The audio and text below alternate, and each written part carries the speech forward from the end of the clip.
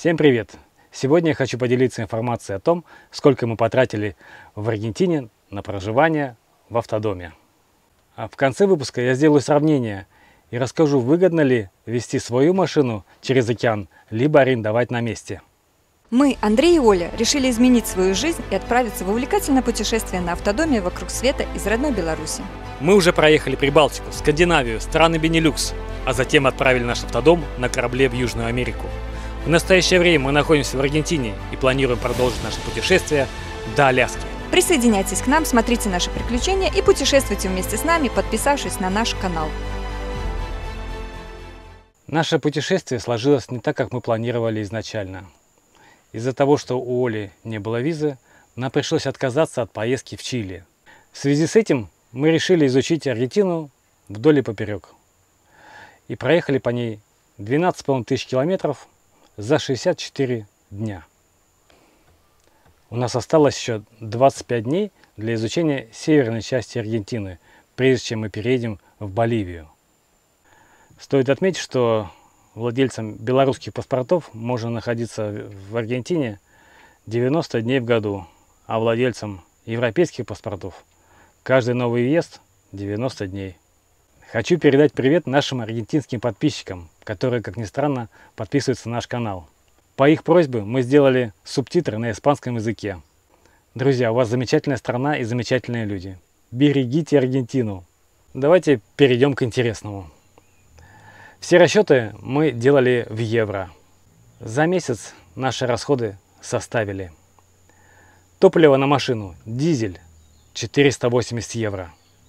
На питание, бытовую мелочь, а также на походы в ресторан примерно раз в неделю у нас ушло 540 евро, что составляет 18 евро в день. Перед отъездом мы заключили медицинскую страховку. На медицинскую страховку в месяц у нас уходит 70 евро на двоих. Автомобильная страховка, которую мы сделали уже в Южной Америке, она недорогая, составляет 12 евро в месяц. За эти 2 месяца мы посетили несколько раз мастерские, где нам отремонтировали передний амортизатор, электрику просмотрели, а также сделали сход-развал. И плюс покупали различные мелочевку для машины.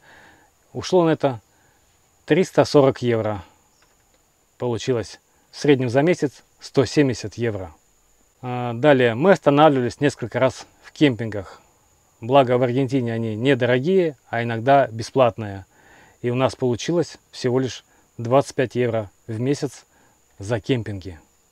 25 евро мы потратили на посещение различных национальных и частных парков. Газ для кухни. По приезду в Южную Америку я заправил 2 газовых баллона по 5 литров.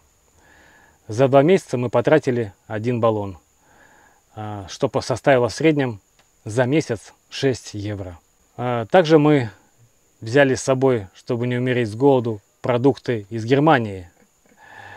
Мы затарили все наши ящики различными итальянскими макаронами, российскими и белорусскими кашами и тушенками, сгущенками. За все за это мы заплатили примерно 200 евро. Использовали за месяц не более чем на 20 евро. Поэтому у нас еще много провианта, который мы привезли с собой из Европы. Мы его очень экономно используем, так как большинства продуктов, такие, которые мы взяли с собой, здесь нет. В принципе, вот и все. Вот и основные все наши расходы. Итого за месяц получилось 1350 евро. Мы рассчитывали на меньший результат, но в связи с поломками, а также нестабильным курсом аргентинского песо получилась вот такая сумма. Это составило 45 евро в день, ну, либо 50 долларов. в день. А теперь сравним, выгодно ли нам было перевести сюда свой автодом, либо арендовать здесь. Мы возьмем два варианта. Аренда легкового автомобиля и аренда автодома. Первый вариант рассмотрим: аренда легкового автомобиля. Стоит это 40 евро в сутки. Сюда добавляем отели. То есть, если мы едем на своей машине, нам нужно где-то ночевать. Либо отель, либо кемпинг снимать. 40 евро стоит в сутки в среднем цена аренды отеля. Сюда же добавляем кафе. Мы будем питаться, соответственно, в кафе, если мы едем на своем транспорте. Это тоже плюс-минус 30 евро. 20 бензин, дизель. Итого 130 евро в сутки. Это 3900 евро в месяц. Это мы не берем сюда страховку, какие-то траты непредвиденные. Вот как бы такой базис. Основной базис, да. Теперь рассмотрим вариант аренды автодома. В среднем аренда автодома в сутки стоит 200 евро. Так как мы едем на автодоме, у нас есть кухня, мы можем уже готовить сами. И плюс-минус, как мы подсчитали, это 20 евро. Ну, это тоже с какими-нибудь, да, мелочевками. 20 евро и 20 дизель. Итого 240 евро в сутки. Это 7200 евро в месяц.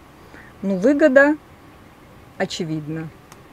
Напомню, что на переправку автодома сюда мы потратили 4550 евро. Когда вы путешествуете долго, то, естественно, в этом случае выгоднее машину переправлять сюда. Хотя не забываем, что 4550 евро это стоило в одну сторону. И вместе это получается более 9000. Соответственно, спустя месяцев 4-5 это абсолютно становится выгодно. Абсолютно. Даже месяца через 4 уже становится выгодно.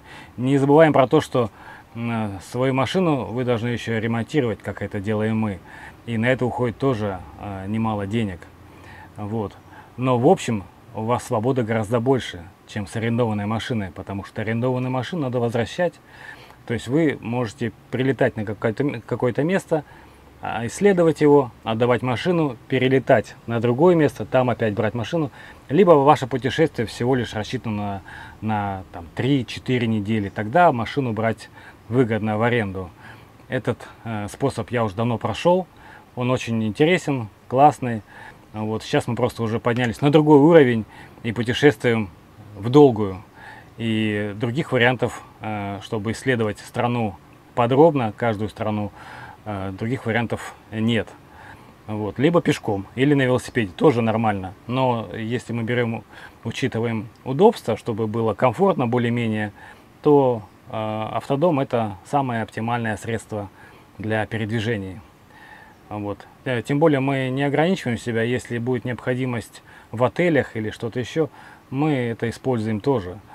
Но на данный момент нам вполне комфортно в автобусе пока, и потому что мы останавливаемся часто в диких местах, где нет отелей, либо если они есть, то очень дорогие. Вывод: нам выгоднее на длительную поездку было переправить сюда свой автодом. Как ни крути. Хочется сказать еще пару слов про аргентинцев, с которыми мы сталкивались в нашем пути, которые очень нам помогали, старались помочь, несмотря на то, что у нас языковой барьер, никто не понимает друг друга, но при помощи переводчиков, а также жестов рук мы общались. Вообще приятно встречать людей, которые с тобой добродушные, общаются. Мы, кстати, не встретили ни одного негатива за все время пребывания в Аргентине. Было просто вот все, от мала до велика, были идеально. Общение очень вежливые, культурные и доброжелательные, самое главное. Вот, мы обязательно вернемся в Аргентину. Привет нашим аргентинским зрителям. Ола, Ола. Все, всем спасибо. Пока. Пока.